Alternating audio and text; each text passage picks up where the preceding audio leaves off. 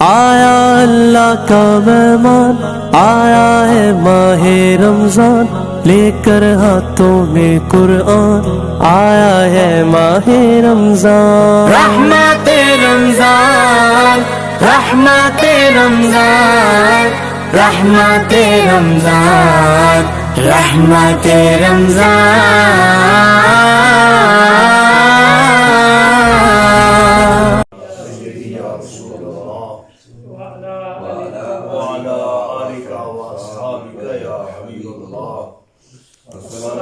السلام علیکم یا خاتم النبیین وعلی آلک واصحابک یا خاتم المعصومین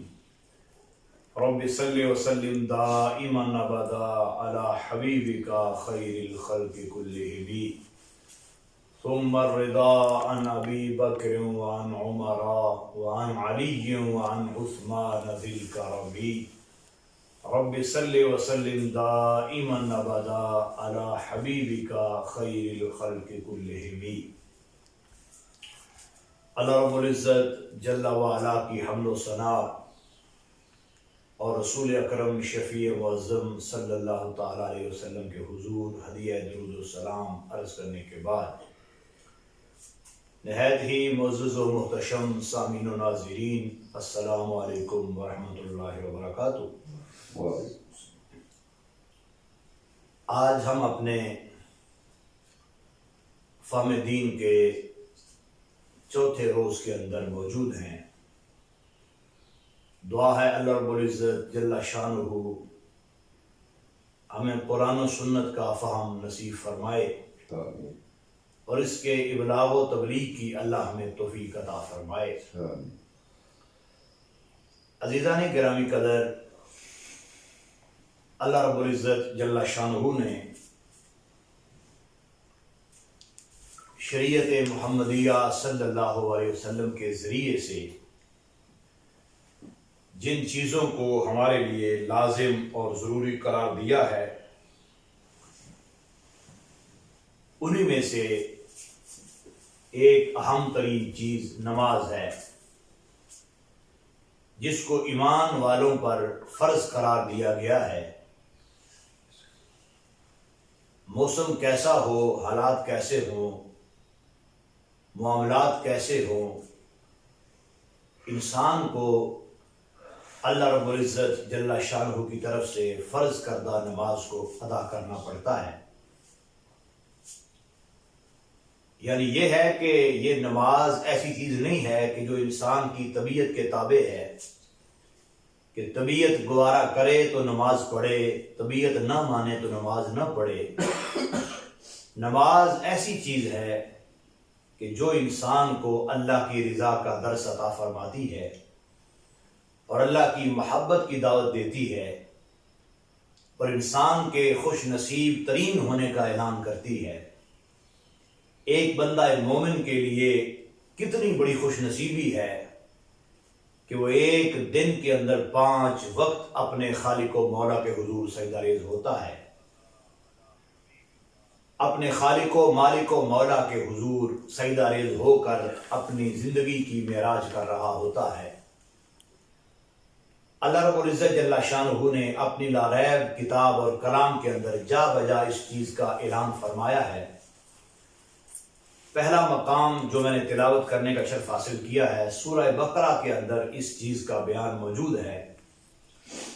ارشاد باری تعالی ہے وَأَقِیمُوا الصَّلَاةَ وَآتُوا الزَّکَاةَ وَارْکَعُوا مَعَ الرَّاکِعِینَ۔ سیدی اعلیٰ حضرت عظیم البرکت امام اشہ احمد رضا خان فاضل بریلوی رحمہ اللہ تعالی ترجمہ کنز الایمان کے اندر یوں ارشاد فرماتے ہیں وَأَقِیمُوا الصَّلَاةَ، اور نماز قائم رکھو، وَآتُوا الزَّکَاةَ، اور زکوٰۃ دو، وَارْکَعُوا مَعَ الرَّاکِعِینَ، اور رکوع کرنے والوں کے ساتھ رکوع کرو۔ اس کی تفسیر کے اندر حضور سیدی محمد نعیم الدین مراد آبادی رحمۃ اللہ علیہ بڑے خوبصورت جملے ارشاد فرماتے ہیں۔ آپ فرماتے ہیں اس آیت میں نماز و زکوٰۃ کی فرضیت کا بیان ہے یعنی یہ ہے کہ اس آیت کے اندر اللہ نے ارشاد فرمایا ہے کہ نماز بھی فرض ہے اور زکوٰۃ بھی فرض ہے،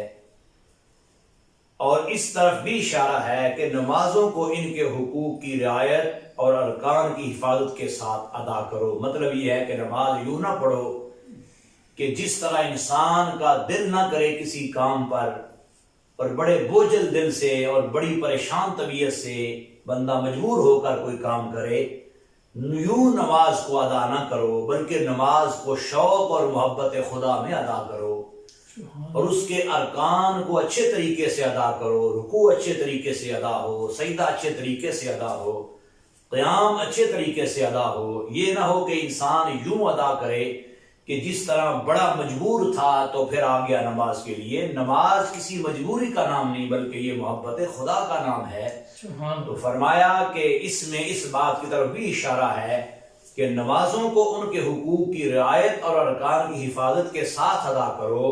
کہ جب بھی نماز پڑھو تو پھر نماز پڑھنے میں اپنے اس شوق کا اظہار کرو، اپنی محبت کا اظہار کرو جو اللہ تبارک و تعالیٰ سے تمہیں ہے، اپنے خالق و مالک و مولا سے تمہیں ہے۔ نماز کی ادائیگی کے ذریعے سے تم اس کا اظہار کرو، اور پھر کوشش یہ کرو تنہا اور اکیلے پڑھنے کے مقابلے میں جماعت کو ترجیح دو۔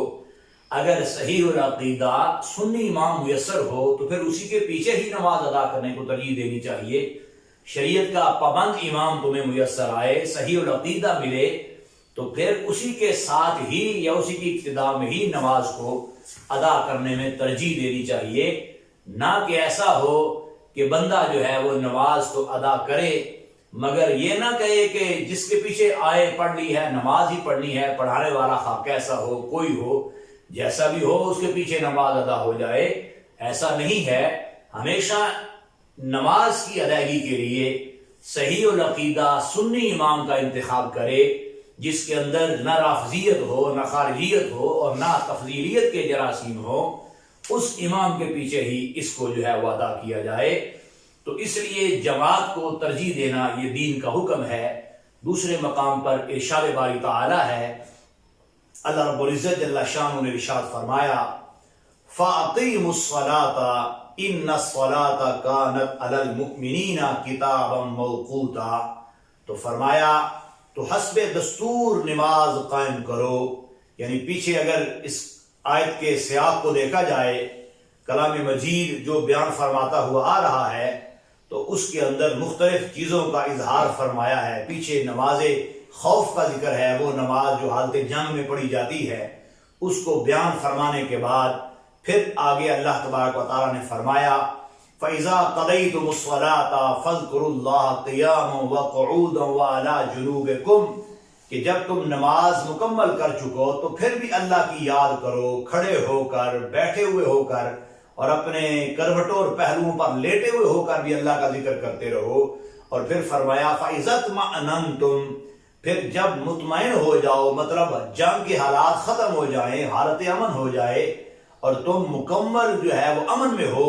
تو فرمایا فَأَقِیمُوا الصَّلَاةَ، تو حسب دستور نماز قائم رکھو۔ یہ نماز پھر بھی قائم کرو، یہ نہیں کہ جنگ تھی، پھنسے ہوئے تھے تو اللہ کو یاد کرنا ہے۔ جیسے قرآن مجید نے دوسرے مقام پہ بیان فرمایا ہے کہ کبھی کبھی انسان کی حالت یہ ہوتی ہے کہ جب تنگ ہو جاتا ہے تو اللہ کو یاد کرتا ہے، جب کسی مصیبت اور مشکل میں جکڑا جاتا ہے، پھنس جاتا ہے تو اللہ کو یاد کرتا ہے، اور جب حالات نرم ہوتے ہیں، ماحول خوشگوار ہوتا ہے تو پھر فوراً اللہ کی رضا اور یاد کو بھول جاتا ہے۔ نہیں فرمایا فَإِذَا اطْمَأْنَنْتُمْ فَأَقِیمُوا الصَّلَاةَ، تو حسب دستور نماز قائم کرو۔ إِنَّ الصَّلَاةَ كَانَتْ عَلَى الْمُؤْمِنِينَ كِتَابًا مَوْقُوتًا، اور ساتھ فرمایا بے شک نماز مسلمانوں پر وقت باندھا ہوا فرض ہے۔ مطلب کیا ہے آپ کے فرمانے کا کہ مقررہ وقت پر نماز ایمان والوں پر فرض ہے۔ نامومن ایسا ہے کہ اسے نماز کے وقت کی خبر ہی نہ ہو، پتہ ہی نہ ہو کہ کون سی نماز کا کون سا وقت ہے، کب شروع ہوتا ہے، کہاں تک ہے۔ یعنی قرآن یہ بھی عطا فرماتا ہے کہ مومن کو نماز کے وقت کی پہچان ہونی چاہیے، مومن کو نماز کے وقت کی خبر ہونی چاہیے، نہ یہ ہو کہ ابھی وقت کا آغاز بھی نہ ہو تو یہ نماز پڑھنی شروع کر دے، اور نہ یہ ہو کہ ٹائم اختتام کو پہنچ جائے تو پھر بھی یہ نماز پڑھتا رہے۔ تو قرآن مجید کے فرمان کے مطابق انسان کو یہ بھی پہچان ہونی چاہیے، اور ساتھ پھر اس کی فرضیت کا انداز بیان ہو گیا۔ رب العالمین جل شانہ نے فرمایا کہ تم حسب دستور نماز قائم کرو، کیونکہ یہ وہ چیز ہے جس کو ایمان والوں پر مقررہ وقت میں فرض کیا گیا ہے۔ تیسرا مقام بھی اسی کے ساتھ ہی موجود ہے، جس کو اللہ رب العزت جل شانہ نے اپنے کلام مجید کے اندر اس انداز میں ارشاد فرمایا۔ حضرت لقمان علیہ السلام اپنے بیٹے کو وصیت کر رہے تھے تو آپ نے یوں فرمایا، یا بنی اقم الصلاۃ، اے میرے بیٹے نماز کو قائم رکھنا، نماز کو پڑھتے رہنا، نماز کی ادائیگی کا خیال کرنا۔ تو آپ نے اپنی ان نصیحتوں کے اندر اس چیز کا بھی جو ہے ذکر فرمایا، یا بنی اقم الصلاۃ، کہ اے بیٹے نماز کو جو ہے وہ ادا کرنا۔ تو نماز کی ادائیگی اور اس کی فرضیت کا اس کے اندر بھی جو ہے وہ بیان موجود ہے۔ اور اے میرے بیٹے نماز برپا رکھ، مطلب نماز پڑھتے رہو، نماز کو قائم رکھو۔ اور دوسرے مقام پر خود رسول اللہ صلی اللہ تعالی علیہ وآلہ وصحابہ وسلم نے ہماری کتنی خوبصورت رہنمائی اس بارے میں فرمائی ہے۔ قربان جائیے رسول اللہ صلی اللہ تعالی علیہ وسلم نے ارشاد فرمایا، آپ نے بڑی خوبصورت مثال عطا فرمائی، اور یہ آپ کا طریقہ مبارکہ تھا کہ آپ بہت بڑی بات اور بہت بڑا مسئلہ ایک آسان مثال کے ذریعے سے عطا فرما دیتے۔ تو آپ نے کیا فرمایا؟ حضرت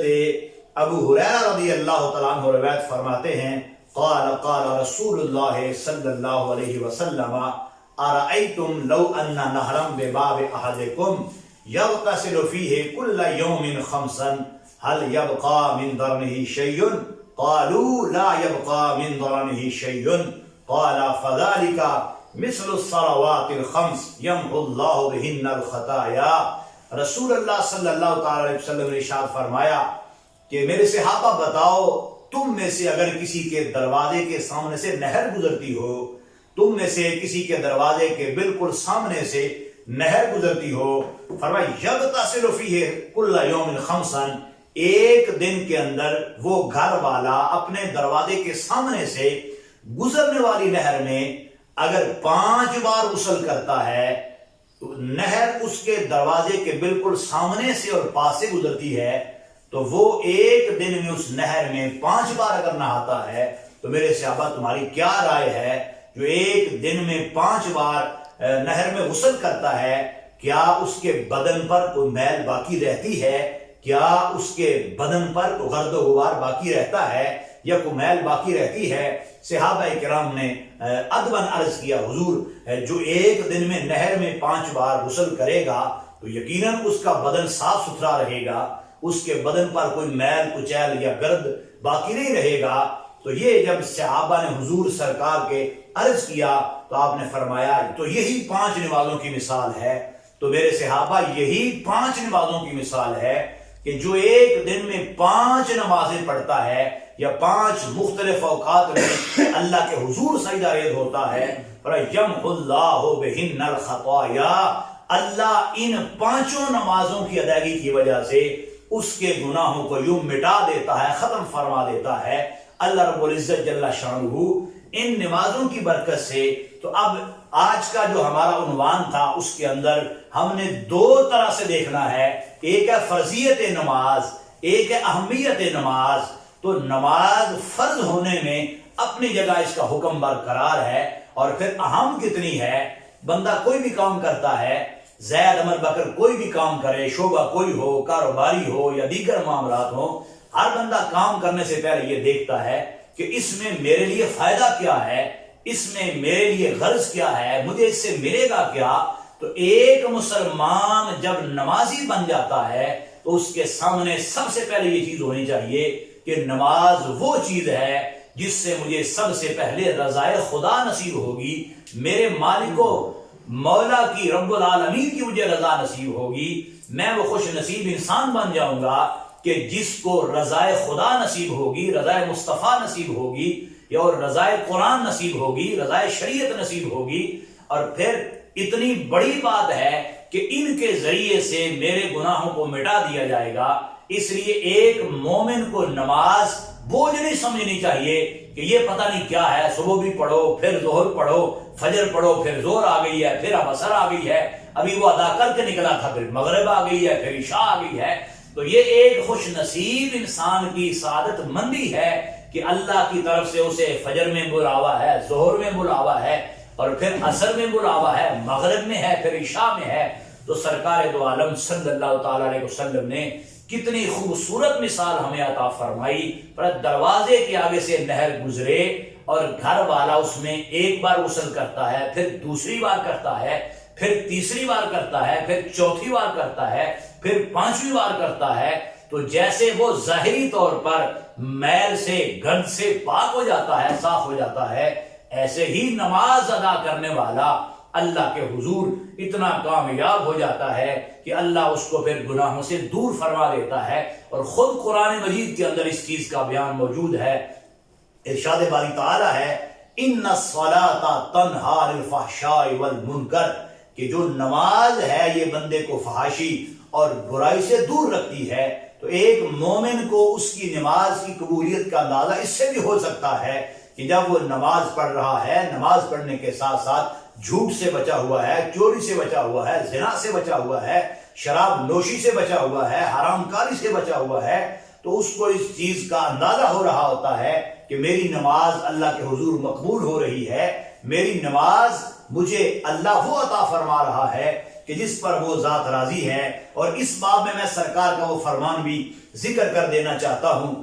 یہ فرمان وہ ہے کہ جو رسول اللہ صلی اللہ تعالی علیہ وسلم نے ہر والد کو اولاد کے معاملے میں عطا فرمایا۔ تو رسول اکرم صلی اللہ علیہ وسلم کا ارشاد گرامی ہے، آپ فرماتے ہیں، اس کو شرح سنہ کے اندر بھی روایت کیا ہے، تو فرمایا مروا اولادکم بالصلاۃ وهم ابناء 7 سنین، جب تمہاری اولادیں 7 سال کی ہو جائیں تو انہیں نماز کا حکم دو، انہیں نماز کا درس دو، انہیں نماز کی خبر دو، انہیں نماز پڑھنے کی ترغیب دو، انہیں نماز پڑھنے کا کہو۔ جب تمہاری اولادیں 7 سال کی عمر کو پہنچ جاتی ہیں تو انہیں تم نماز کا حکم دو، اور آگے فرما دیا وَاضْرِبُوهُمْ عَلَيْهَا وَهُمْ أَبْنَاءُ 10 سنین۔ اگر 7 سال میں حکم دیا تو 10 سال عمر ہونے تک اگر تمہاری اولاد نماز نہیں پڑھتی تو اب سرکار رحمت اللہ عالمین ہونے کے باوجود یہ درس دے رہے تھے وَاضْرِبُوهُمْ، ان کو مارو نماز کے لیے، ان کو نماز کے معاملے میں سزا دو۔ اور خود رسول اللہ صلی اللہ علیہ وسلم نے اسی لیے فرمایا اللہ اس والد پر رحم فرمائے،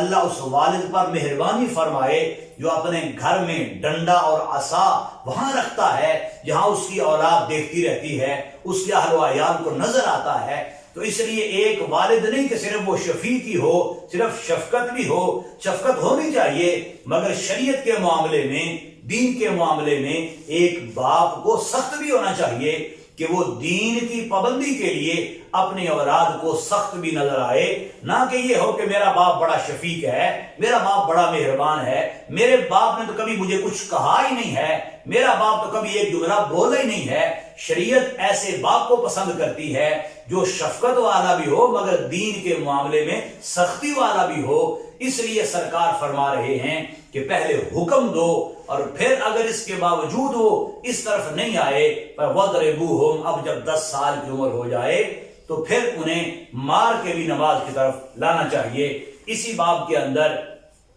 میں ایک خوبصورت بیان آپ سے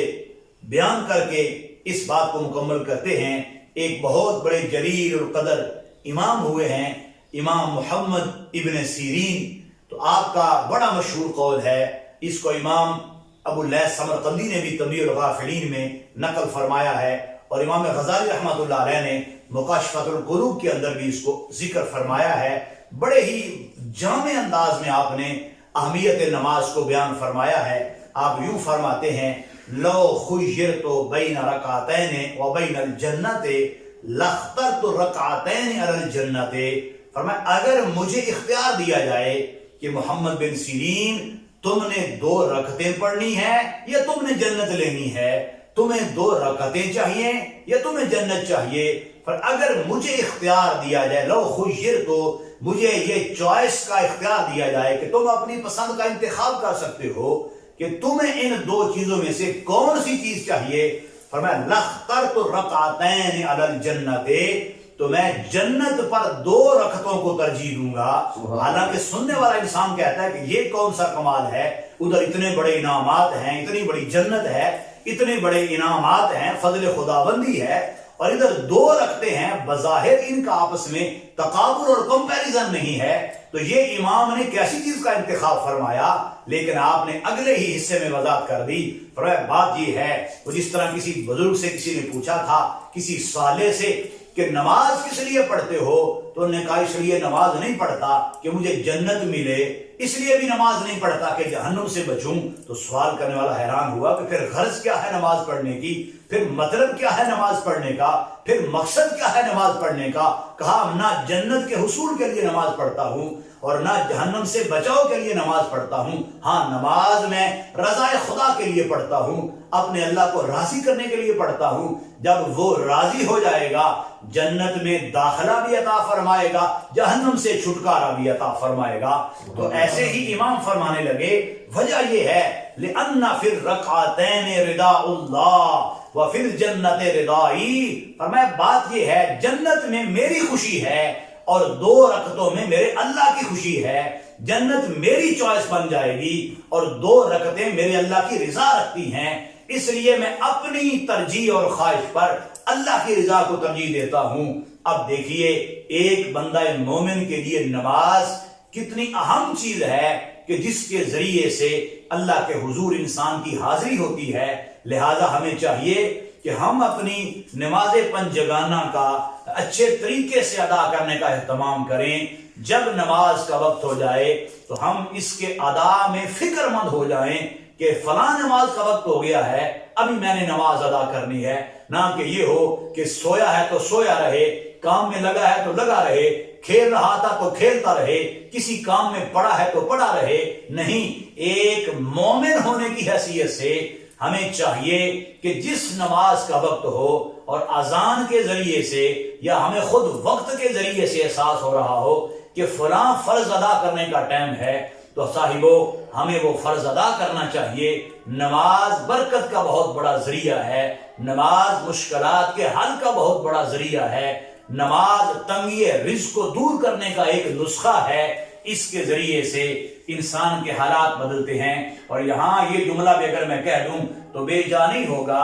ماحول اسی لیے بابرکت تھا۔ اگر ہم چند سال پیچھے چلے جاتے ہیں تو ایک ایک گھر کے اندر کئی مصلے بچھتے تھے، کئی نمازی ہوتے تھے، مرد و خواتین نماز پڑھتے تھے، کہیں دادا جان نمازی ہیں، دادی جان نماز پڑھ رہی ہیں، کہیں والد صاحب ہیں، کہیں والدہ ہیں۔ جب سے گھروں میں نماز کم ہوتی چلی گئی ہے، مصیبتوں اور مشکلات کے ڈیرے جمتے چلے گئے ہیں، پریشانیاں بڑھتی گئی ہیں، اس لیے ضرورت ہے اس چیز کی کہ انسان کو ان بلاؤں سے محفوظ رہنے کے لیے، ان مشکلات سے بچنے کے لیے انسان کو اللہ کے حضور سجدے کا انتظام و اہتمام کرنا چاہیے۔ اللہ کے حضور دعا کرتے ہیں اللہ رب العزت ہمیں نماز 5 جگانہ با جماعت کی توفیق بصیحت و عافیت عطا فرمائے رکھے۔ وآخر دعوانا ان الحمدللہ رب العالمین۔